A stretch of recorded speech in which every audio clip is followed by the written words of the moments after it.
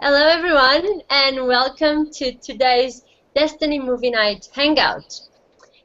Today we're going to discuss the movie Birdman, and just before we begin I would like to inform you that this is a live session, so during this hangout you can send us your questions or comments or feedback, and then we have our guests here with me, and then we're going to be able to have your input in the discussion and also reply you back. So just let me introduce you to our guests first. We have Kim Amoret from Belgium, but at the moment in South Africa. Hey, Kim. Hi, guys. And we've got Valentin from Slovenia. Hey, Valentin. Hi, everybody. Good. And my name is Joanna. I am from Portugal and based in the UK right now. Right, so Birdman, for those who haven't watched the movie, it actually won the Oscar for Best Movie this year, and it tells us the story of a superhero of Hollywood who finds himself facing a new challenge in his life. So he's no longer a superhero, and he decides to produce a Broadway production as a reflection and as like looking back at his life, and the movie itself, it's all around his home path, and we're going to discuss some of these patterns that we have identified in the movie, but it's also about relationships, about career choices, about perceptions, about the life of an actor during the times of the fame, and now facing himself, still wanting to kind of live the life of a superhero, and but actually struggling a little bit through that process. So the name of the main actor is Regan Thompson, and the interesting is that, you know, this is something that Valentin was saying to me. Is that this actor, he actually was part of the Batman series, and therefore there is a very interesting comparison of what his life was as a superhero, and now in his probably 60s. And the other thing about this movie that is interesting, it is filmed as to appear that it was filmed in one single shot. And one decision for that was because our lives don't have any editing either. So there is a lot of points that we're going to discuss during this hangout that definitely can be projected back into our own lives and our process that we have been walking with Destiny in terms of identifying our patterns, our back chats, and making decisions and choices in our lives and changes as well. Right, so let's begin. And guys, I wanted to ask you, what was the main point in the movie that resonated with your own lives? Kim, do you want to go ahead? Sure. I would say that the point that I recognize myself in the most in terms of what I faced in my life and in my process is the point of wanting recognition and like imagining myself. Well, actually, you know, when I was in school, when I was like around 12, I would often sit in class and I would like stare out the window and I would be daydreaming about flying on top of a roof, and then like all the children in the school would be standing on the playground and they'd be looking up at me and going like, wow, she can fly, oh my god, she's so amazing. And that would make me feel really good about myself. So that would be like kind of a striking resemblance to the point that he's facing within himself, which is that in his mind he is Birdman, which is a guy who can fly, which is like super awesome. And he, within his mind, is absolutely convinced that if people were to see who he really is inside, then they would be in awe and completely amazed. So that would be the point of wanting people to see you and recognize your special abilities. And so, yeah, that's the point that I was able to recognize myself in the most. Cool, Kim. Valentin. Yeah, I also remember the dreams that I had where I would be flying. This just came to my mind now, and of course, I also remember having thoughts we all do have, and I felt in youngest years that I was not being understood, so I was quite depressed, and I felt powerless, and I had a regression in my previous life where I was actually hanged. I was in the female body and I was hanged because somebody made something terrible to me, but others accused me like that it was my fault. So it's like switching blame.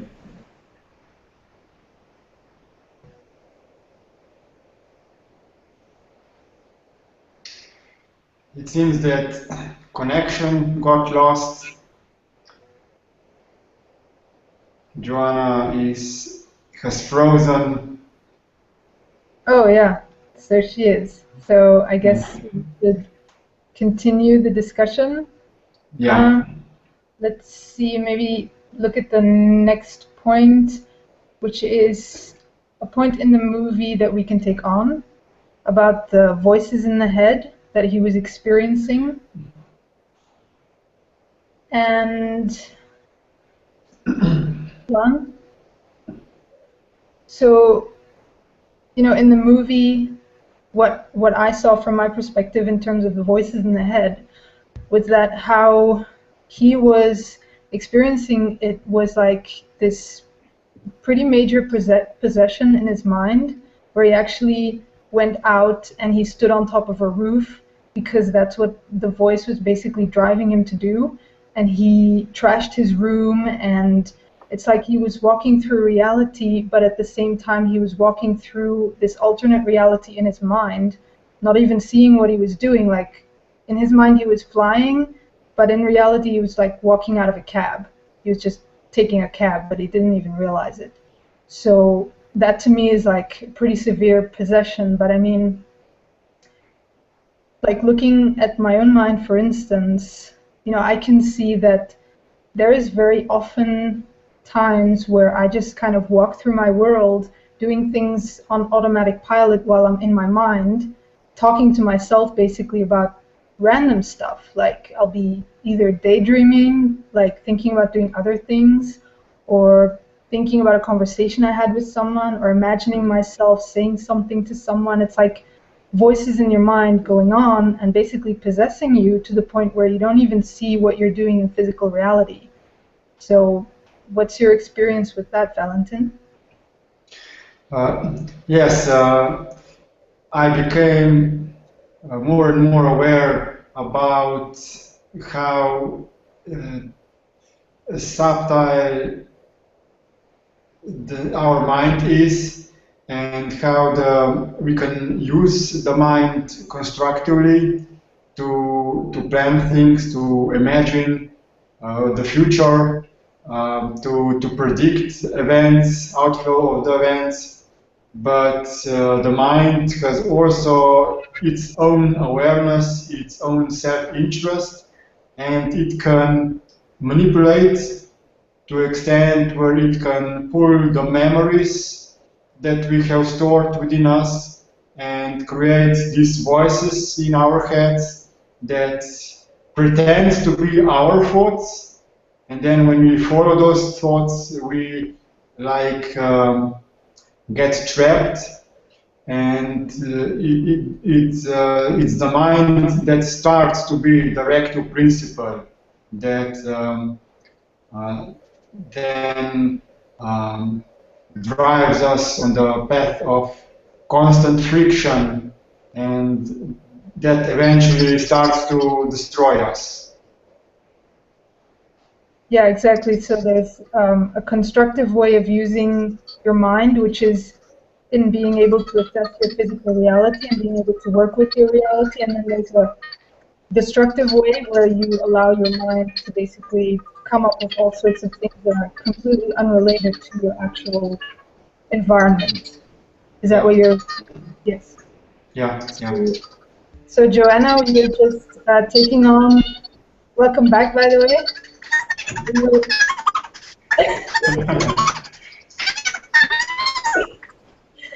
Okay, so we were just taking on the next point about the voices in the head that he was experiencing, and I was sharing my experience with that, where basically how most people experience these voices in the head is not as bad as how he experienced it in the movie, but we do tend to lose track of our participation in our physical reality when we allow our mind to take over and when we don't stand as without the principle. I can share in regards to these voices in the head experience with psychiatry. Not my personal experience, but the point is that if you become delusional and violent, they send you to the psychologist and to psychiatrist, and they keep you locked down in this psychiatry institution as long you claim that you have voices in your head. But when you start to say that you are thinking, that those are thoughts, they leave you alone. So there is no actual assessment if those voices or thoughts are your own or if the mind is playing tricks on you. It's just about what word you use to describe them. And this is very bizarre in our world of medicine, of psychology and psychiatry.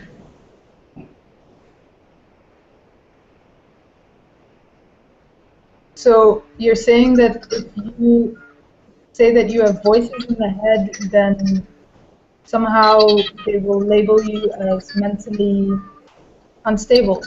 Yeah, if you express like that you have voices in your head, then they label you as mentally deluded. But as soon as you use the word thoughts, you say, I have thoughts, instead of I have voices in my head, they leave you alone. Yeah, it's fascinating.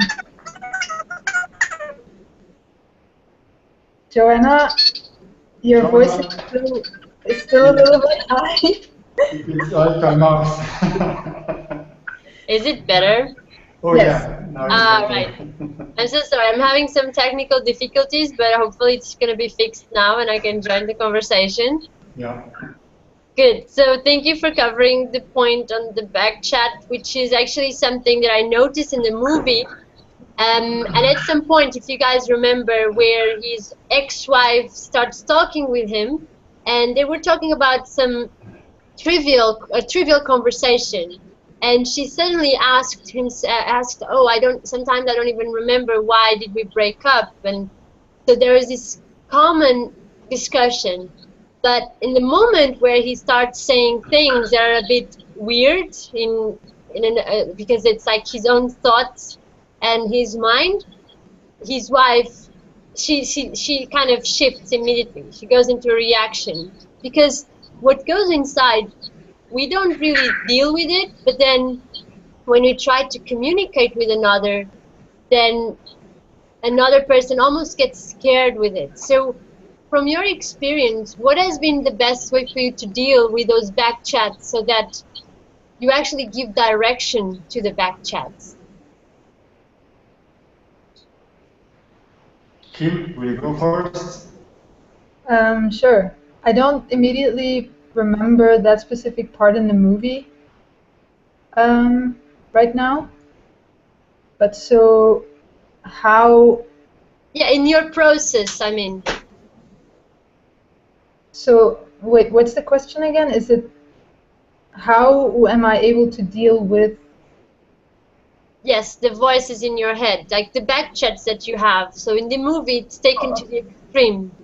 But in Yeah. general, when you have those voices, or what would you say to the actor, well, this character, how to deal with those thoughts? Well, now that you mention it, actually, if I look at what the exact problem is that there would be in relation to the voices in my head when they become problematic, is actually when I start reacting to them. And when you look at the movie and how the relationship he has developed inside of himself with this voice in his head, is that every time the voice comes up, he's like, no, stop talking to me. That's not true. Shut up. I'm not you. Which is like a reaction of resistance, of saying, this voice in my head, it's not me. I'm not associated with it. So what I found with myself is, for instance, when there is a thought coming up in my head, that I don't immediately recognize myself in, because I've got this idea about myself, just like the main character in the movie has this idea about himself being maybe like a calm person, or someone who just wants to be an artist and wants to express himself in that specific way. And then he's got that voice in his head coming up, which is this completely dominant figure who is like speaking this ego talk of, you're better than everyone, while he just wants to basically get recognition from people for being a genuine artist and not some ego character. So that's why he reacts to the voice in his head, because from his perspective, it's like he can't recognize himself in it. And Yeah. so obviously there are many thoughts coming up in our mind that are pretty similar to that. So what I found is that I do sometimes go into a reaction of like not wanting to associate myself with that thought, because that's not who I am. Because I am, for instance, just a nice girl, and I just want to be kind and friendly, and then the thoughts coming up in my head maybe not so friendly. So, what I have been doing in relation to when those thoughts come up, and not so much just when the thoughts come up, but when the reaction comes up of saying, that's not me, then I will, in that moment, depending on how intense the reaction is, I will just speak self-forgiveness, just in that moment of, I forgive myself that I've accepted and allowed myself to think and believe that it's wrong for me to think this, or I forgive myself that I've accepted and allowed myself to feel bad about thinking this. Just something simple like that, and that usually does assist with simply stabilizing myself, and then actually coming to the realization that it's pretty silly to go and become all emotional about just this thought that comes up in your mind. Because what you're really doing when you're reacting to it is you're completely giving all your power away by just becoming emotional about it. Because what you're actually saying is, oh my God, this is real. This thought is really real. Just like him, he's fighting and he's fighting and he's fighting against this demon in his mind that's not actually real in physical reality, but every time he fights, he's basically making a statement that, this is very real. This demon is going to overtake me, which it then eventually does. Yeah, it's a great example, Kim. And I immediately thought about that expression, which is what you resist persists. And that's exactly, so he's feeding that inner conflict. It's like a character within a character. It's quite interesting, and that the image that it actually has visions of this Birdman, it reminds me by the time he was Batman, like walking with him and you're kind of bullying him in the back and saying, look, this is what people want, da, da, da. Like a violent way of saying. And he's, yeah, very interesting point there, Kim. Valentin, do you have anything to add on that point of kind of handling the back chats and the thoughts? Yeah, of course. Firstly, the point is to recognize that the thoughts are always a part of ourselves. They are used by the mind for the purpose of creating conflict, but they actually are the parts of our past that we ignored, that we did not wanted to face. And how to deal with those thoughts effectively? It is not effective to just think a thought or to speak about the thought or with these voices in the head in your mind if you are quiet, because thoughts are very quick, very fast, like electricity, and one needs to slow them down, to transform them into the physical shape. So it assists if you speak out the thoughts, you vocalize them, you then transform them into the voice. This is first step, which is effective. And even the more effective way is to write the thoughts down on the piece of paper or in the computer. Because by the using of your physical body to transform thoughts from something non-material to material, you use your physical body to slow yourself down, to slow the thoughts down. And you can look at the structure of the thoughts very specifically, very in detail. And you can discover the points that you could actually not see when you are thinking. Only by writing you can effectively deconstruct the thoughts, the mind pattern that constantly bothers you, and then you can deal with it. Yeah, thanks, Valentin. So guys, we have a few questions that came in. Let me pick up the first one from Joiku. And Joiku says, the actor Michael Keaton played Batman, and to this day people associate him with that role, just like the fictional character carries the stigma of Birdman. So, and he continues and he says, so in a way, oops, wait, I think, what happened? Wait a second, up.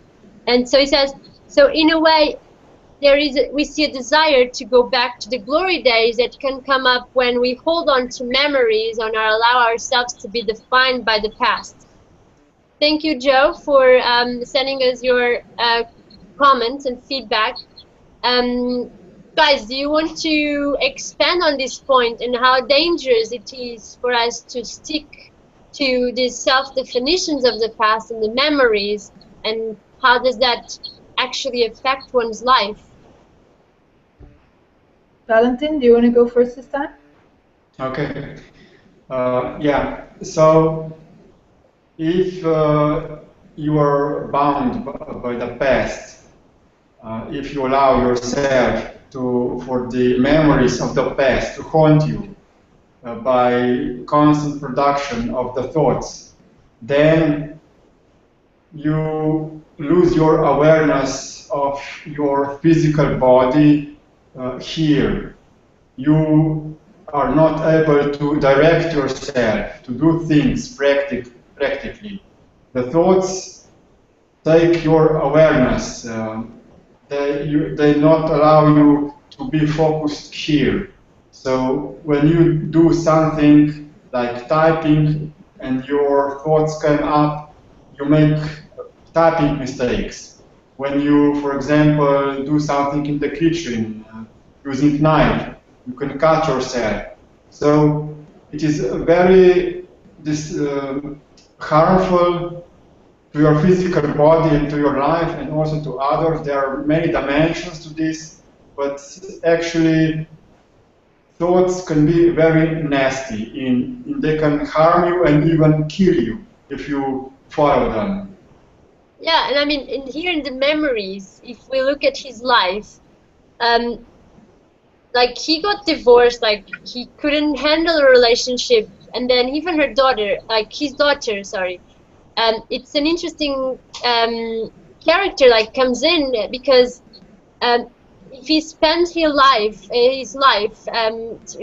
living that character, which was Batman, in his the first years of the life of a child, and then now what we face in the movie is actually the consequence of him trying to kind of take that time back, even with the daughter, and what happens. And Joy, to reply to you, there's this experience of regret and wanting to compensate, while at the same time someone gets in a constant time loop. It's like a life becomes a time loop where you know that there's a side of him that that there's an awareness that he has to move on and he has to do things, but at the same time there's a resistance for him to leave the present, even like his resistance to social media, to do things that people want now.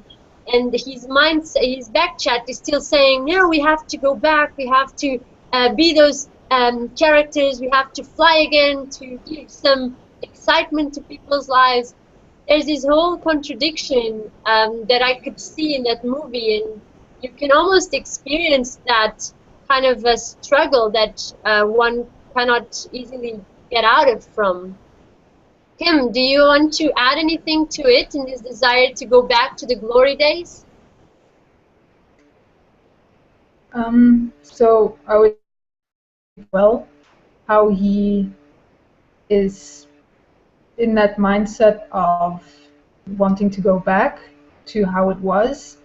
And the point that is striking for me within that is how it's actually fascinating that it's like, when you think about it, our past is all that we know. So obviously from a certain perspective it would make sense that we trust our memories to tell us about who we are and about our reality, and from that perspective it also makes sense in a way that we want to go back to our past. I mean, I find that a point to exist within myself as well. I mean, I'm only like 27 years old, which is not that old, but I'm already looking back. I'm already thinking about how it used to be, thinking that my childhood was so nice and so much better and I would like to go back to it. But that to me is actually simply because I don't know anything else. Like I don't have a crystal ball, I can't look into the future, I don't know what's going to happen.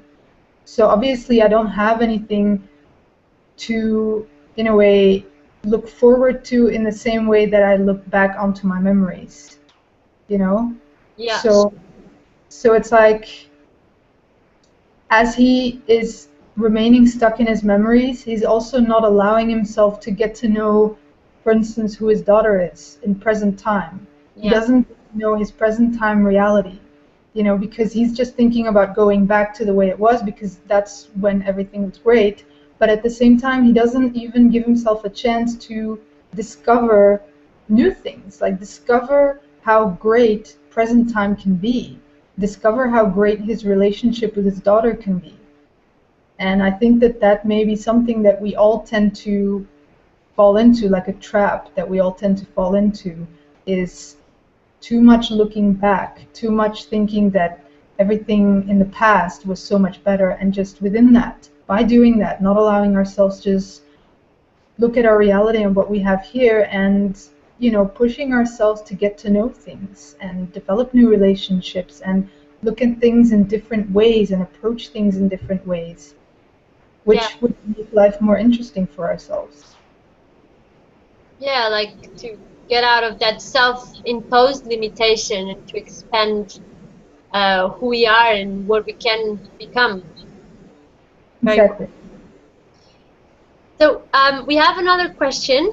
We received a question from Marlon, and the question is, have you been in a similar situation to the main character where he completely gets possessed by his character and ends up completely being taken over by it and committing acts or saying something that leads to detrimental, regrettable reality consequences? You want to give a shot, Valentin? Valentin? Okay, this question reminds me to when I was young and my father bought me my first computer and I started to play video games, and I was there very possessed by the video games, and I wanted to, I played a game where the name was Red Baron, a pilot who was a German ace, and I became obsessed with this character. I wanted to play this role as Red Baron, as much real as possible. So I transformed my joystick to play games I expanded it to look like a real airplane stick. I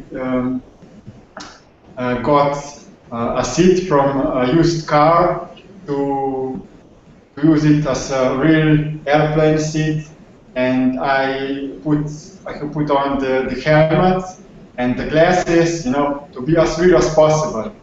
And I then moved all these equipment to a very small room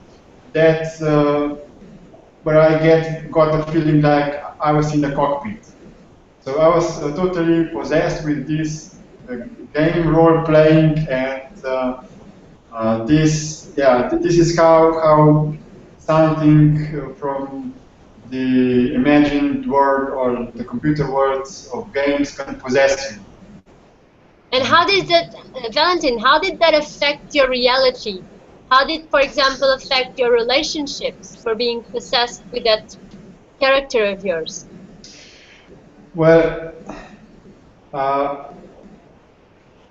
didn't pay the attention to actual consequences of my actions. So I thought that whatever I imagine is okay, because it does not hurt anyone. While I was playing the games, that was actually true. But the point is that the other thing that I came up to was desire to capture a couple of birds, like wild birds, like small birds, on the street, to domesticate them. This was my desire. So I prepared a bird trap, and after experimenting, I captured them, and I then locked them in my bathroom. That was not very totally finished, because the house was in the building stage. So I imagined that the birds would get used to this new environment and that I will be able to play with them. Oh, I see. But sadly, what happened was that they started to die. Of course. And this was not something that I expected, and this is, I imagined something, but the actual reality was very different. Yeah. Okay. Kim, what about you? Any character or even like a personality that we get possessed? Like, I definitely can relate to even like the personality of being a wife, and how can they get possessed by it? and like little things that we don't think as a character, but then probably there's a movie that talks about it, like how we can get these ideas that we kind of disconnect ourselves from this reality. Kim, do you have examples that you want to share with us? Hold on. Well, I was thinking about, like in relation to the point I was talking about earlier, about how he has this internal conflict with that entity in his mind, and that, you know, the entity basically overtakes him eventually because he's fighting and struggling so hard. Because that's something that resonates more with me, like something that I recognize that I have done, which is, for instance, where I had this kind of hidden fear inside of myself that was like very deep-rooted of fear of losing relationships, losing people in my life. And I've actually always defined myself as being this independent girl, and like I don't need anyone. Like that was the image that I was really portraying of myself, and I actually spoke those words of I don't need anyone in my life, and I'm perfectly fine by myself. I don't need a relationship.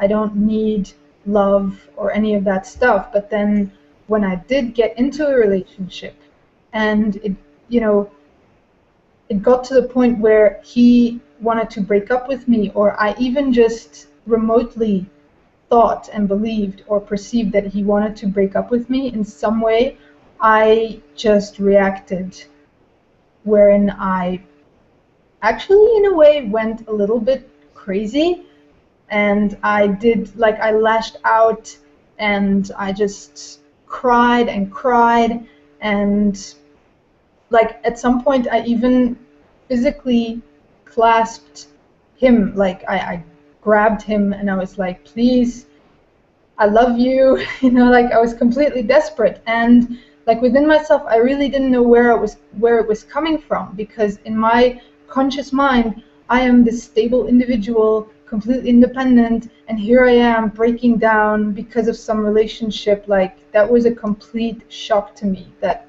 was actually happening. It was almost like an out-of-body experience, because like seeing myself behaving in that way was very strange to me.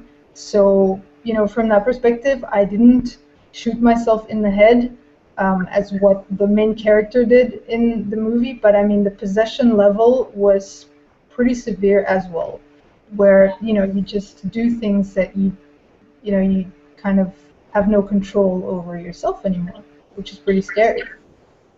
Yeah, and in the movie, I don't know if you guys spoke about that while I went offline, but his room, have you mentioned that, Kim? How his room kind of is a projection of his own mess, and then he starts breaking things. And that is like a direct, it's usually like reporting to violence is like a mind possession. There's something that wants to come out, and that's the only way we believe ourselves that that's the only way we can deal with that. So thanks for sharing, guys, and thanks, Marlon, for your question. Guys, I want us, like, in the next well, we're now about to finish our hangout, but to just one of the patterns that we discussed a little bit already, but that this movie brings up, it's this need for recognition from others, this wanting to be this famous person that is admired by people. So I wanted to ask you, how can we assist and support ourselves to start breaking free from this approval and recognition from others, so that we don't compromise our self-relationship and also our self-value and self-worth? Yes, so the important is that we do not look for the recognition from outside sources, because the minds of others will judge us, or everyone would have different opinion, because what others say about us is not actually who we truly are, but it is projection about their own mindset, their own judgment. So best is not to compete and to compare yourself with others in order to get approval, to be recognized in value, but to accept yourself the way you are, to be thankful for your life, for your physical body, to be aware of your breath, and to express yourself physically, to cherish the opportunity of being alive, of having a body, of being healthy. And you can look at other people who are sick, who are hurt, who have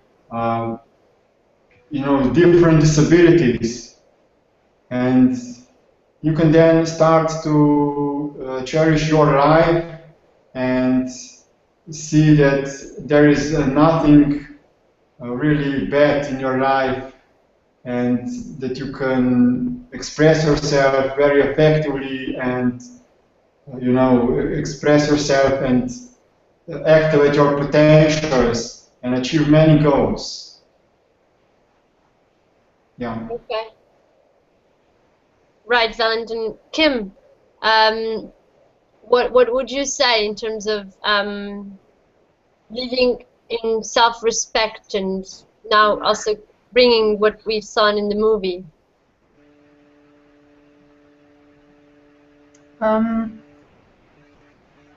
Yeah, so the point that Valentin spoke about is a really cool point in relation to how when we want approval from other people, then we're not actually valuing ourselves. And in the movie, it's very clear to see what it does to a person to be so consumed by wanting recognition or value or approval from others, because he eventually, ends up almost killing himself on stage, because he gets so emotionally worked up about just what other people think about him, that to him it feels like the end of the world when, when he has the prospect of getting bad criticism. I mean, from an outsider's perspective, it clearly is not the end of the world, but that is how the mind can perceive things when you go into a possession like that. And I mean, I think to a certain extent we all go into those kind of possessions, specifically when it comes to looking for approval from other people, because that is in a way just like a basic survival programming as well. Like, you just want to fit in and you just want to feel safe and secured within a group environment. But specifically in terms of when it comes to wanting recognition, like wanting people to kind of look up at you and revere you and stuff, what I have found for myself and what assisted me in stepping out of that, or for a great deal stepping out of it, is actually realizing and understanding how my own mind works, in terms of seeing that when I want recognition from other people, what I'm actually doing is I am placing myself inferior to other people, and I'm actually making myself feel insecure and inferior. And I basically walk around feeling very self-conscious about myself, very insecure about my own expression. So when I realized that, it was a lot easier for me to step out of that